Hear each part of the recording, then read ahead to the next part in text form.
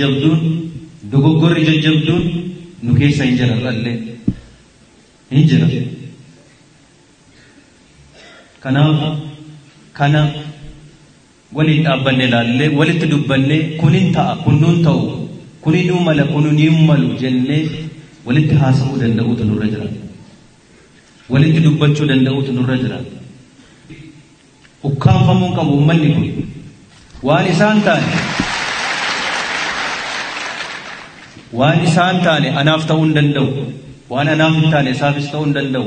waan komatu waan jibbu waan isaan malle sabni kun borullee bahee mormachuu qaba. irra jiraata jennee amanna.